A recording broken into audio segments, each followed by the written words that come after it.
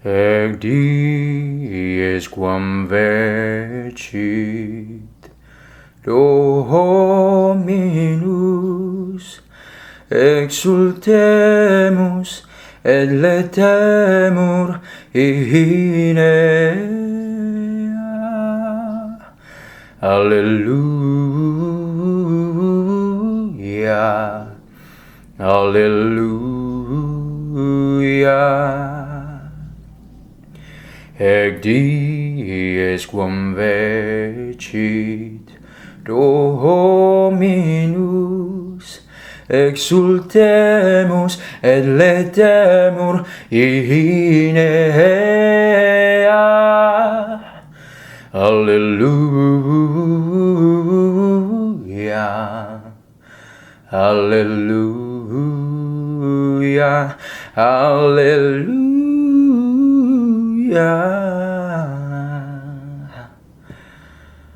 Ya.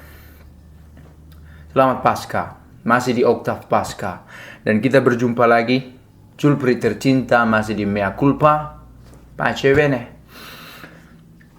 Hari ini saya buat video ini dengan judul Yesus, apakah aku mengenalmu? Ini sebuah pertanyaan refleksif. Pertanyaan refleksif dan sengaja saya buat dengan quotation mark, dengan tanda kutip untuk mengatakan ya, pertanyaan ini bukan untuk di video, bukan kepada orang, tetapi kepada Yesus sendiri. Tetapi ini menjadi sebuah judul dari sebuah renungan.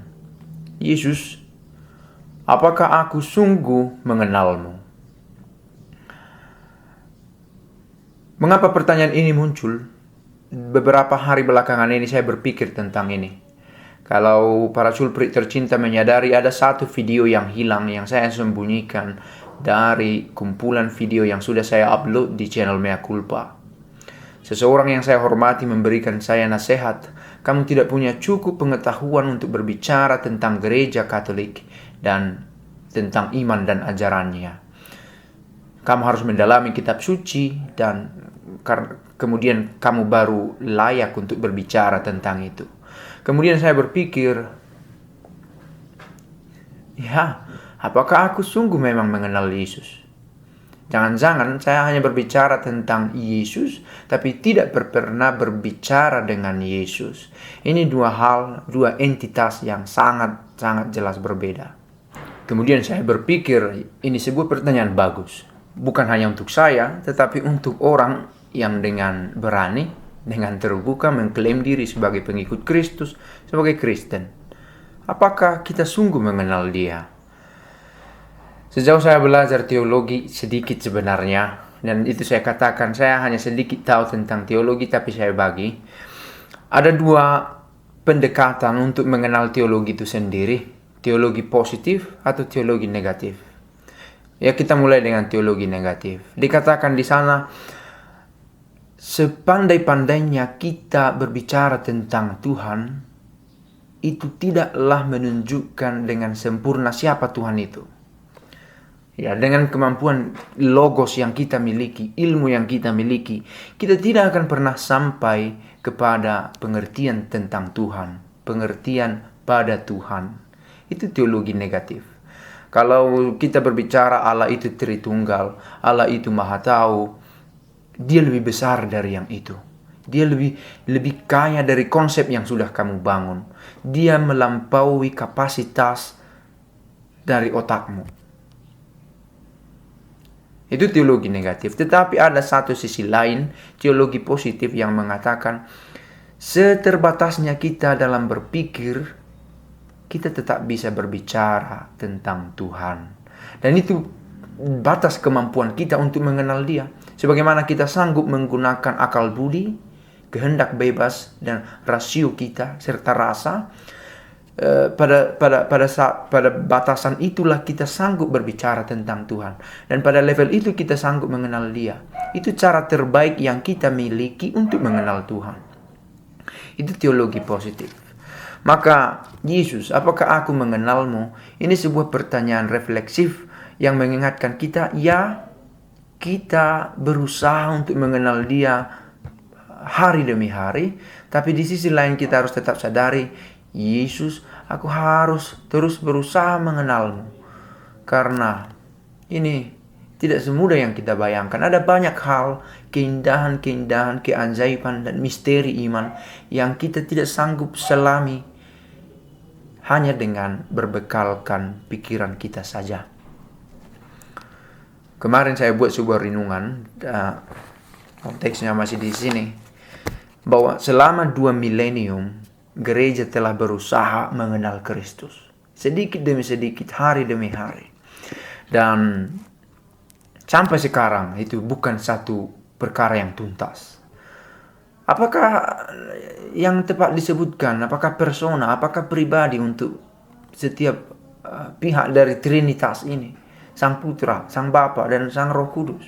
Apakah dia pribadi atau persona?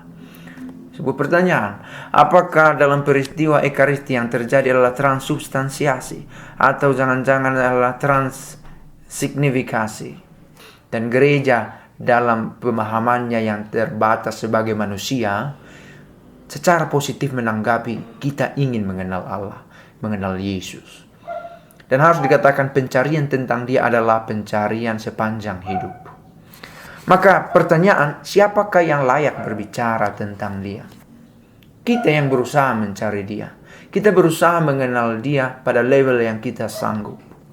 Maka yang menjadi keliru kalau kita mengklaim diri saya tahu kamu tidak, dan kita dengan terlalu rendah diri mengatakan saya tidak mungkin mengenal dia. Itu dua ekstrim yang kiranya tidak tepat untuk dihidupi. Yang paling tepat rasanya ialah menyadari kita harus terus mencari dia, tetapi dengan kenyataan bahwa apa yang sudah gereja lakukan selama 2000 tahun mengenal dia pastilah bukan sesuatu yang keliru. Dan kita tidak menginginkan kekeliruan. Apakah itu kebenaran, kata Pilatus? Sebuah pencarian, dan kita ada di sana. Dan pencarian ini tidak selalu selaras. Ada orang, mengapa mesti ada Protestan, ada Katolik? Ada orang mempertanyakan itu. Dan saya tidak suka ada pembagian itu. Yang penting saya mencintai Kristus. Tetapi bila dia mengatakan itu, dia sudah menjadi seorang post-Christian. Ya, dan kita bisa bahas itu lebih lanjut dalam kesempatan lain. Tetapi ada Kristen yang satu, pembaharu, Kristen Ortodoks, tradisional, Katolik, ada post-Christian. Dan dengan teologi yang berbeda. Apakah berbuat baik itu menyelamatkan? Atau apakah karena dia sudah selamat, maka dia berbuat baik? Kembali pertanyaan Yesus, apakah aku mengenalmu? Jangan-jangan kita berbicara terlalu banyak tentang Tuhan sampai kita lupa berbicara dengan Tuhan. Kepada beberapa teman saya katakan juga itu. Dan mengapa saya katakan bukan karena saya sudah bicara dengan Tuhan, tapi berbicara dengan Tuhan sesuatu yang jauh lebih esensial. Dari hati ke hati. Kalau kamu berdua, masuklah ke dalam kamarmu, kuncilah dirimu di situ, berdoa di tempat yang tidak kelihatan karena kamu sedang mencari dia yang tidak kelihatan. Maka kita memperdalam pengetahuan kita tentang Tuhan demi semakin sanggup berbicara dengan Tuhan. Jangan sampai pengetahuan kita menjadi obstacle, menjadi penghalang bagi kita untuk lebih mengenal dia. Kadang pengetahuan yang kurang akan membuat kita sesat juga dalam iman. Iman tanpa rasio itu bisa membuat seseorang menjadi teroris. Dan rasio tanpa iman membuat seseorang menjadi ateis. Bisa jadi itu terjadi. Dan rasio yang berlebihan bisa menjadi obstacle, penghalang bagi kita. Dan ada penghalang-penghalang lain. Materialisme, kita terlalu nyaman dengan materi-materi ini, dengan sesuatu yang empiris yang bisa kita cium, kita sentuh, kita raba, kita lihat. Dan kita lupa untuk melihat something beyond. Sesuatu yang di atas, yang melampaui ajaran, yang melampaui pengetahuan rasional kita. Sikap apatisme, apakah? Ya, tidak begitu penting mengenal Tuhan, yang penting berbuat baik. Altruist, berbuat baik kepada orang lain.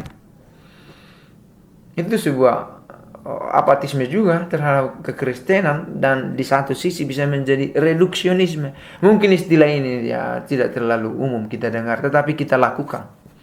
Kita mengurangi pencarian 2 milenium ini dengan segampang mengatakan yang penting mencintai Kristus. Itu penting, tetapi kita mengenal Kristus juga dalam sejarah. Dan itu yang dia lakukan. Allah kita adalah Allah yang hidup dalam sejarah manusia. Maka menariklah filsafat. Filsafat adalah mencintai, bersahabat dengan kebijaksanaan, dan orang yang bijaksana katanya adalah orang yang selalu mau bertanya.